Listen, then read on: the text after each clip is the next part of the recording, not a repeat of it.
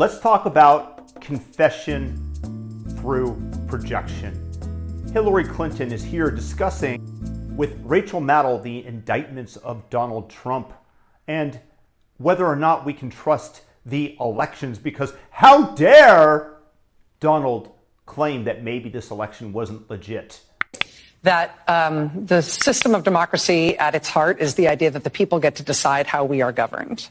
And if we no longer believe that our will is effectuated through the system, if bad actors tell us falsely that every election is stolen and that the only way an election is trustworthy is if they come out on top of it, then something it tells you something not just about that person or that moment.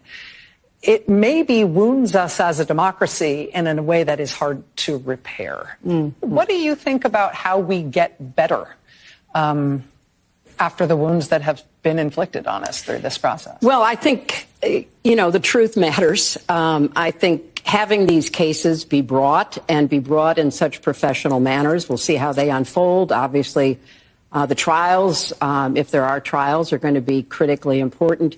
But the article you mentioned that I published about the weaponization of loneliness really does, in my view, point to the larger cultural concerns, because the lack of trust, the divisiveness, the undermining of faith in ourselves, in each other, respect for our institutions, the rule of law, all of that has been deliberately inculcated within our body politic. There were trends before. I mean, we have seen how people have become more isolated, less community-oriented, less civically minded. Then we see how social media and technology has certainly accelerated a lot of those trends.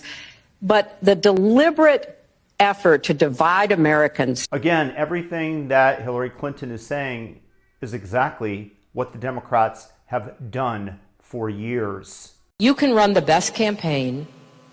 You can even become the nominee, and you can have the election stolen from you. Denying the election? Goodness gracious.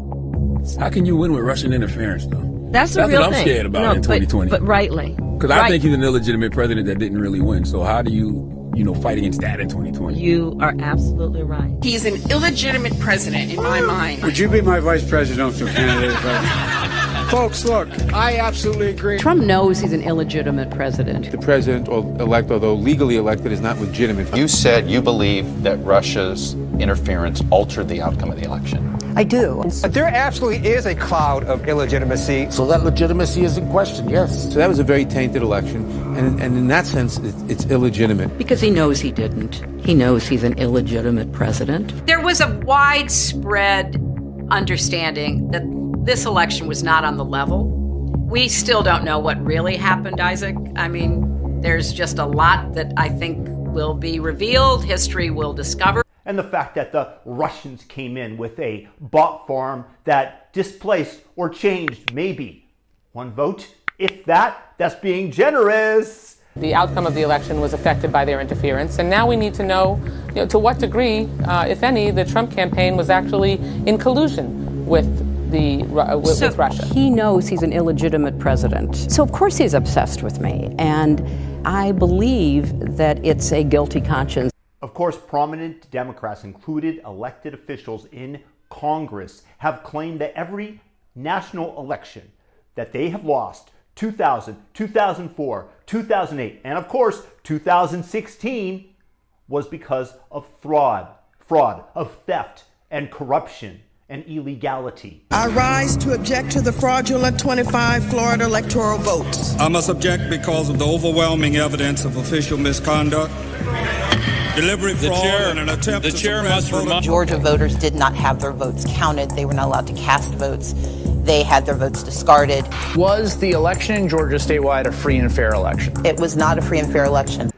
And the idea that Hillary Clinton is saying the weaponization of government, while the FBI looks into, as domestic terrorists, parents that just want to get critical race theory out of schools, they are telling you to shut up, accept the status quo that they are trying to impose on us, and do not question it. Everything that Rachel Maddow And Hillary's state here is once again confession through projection.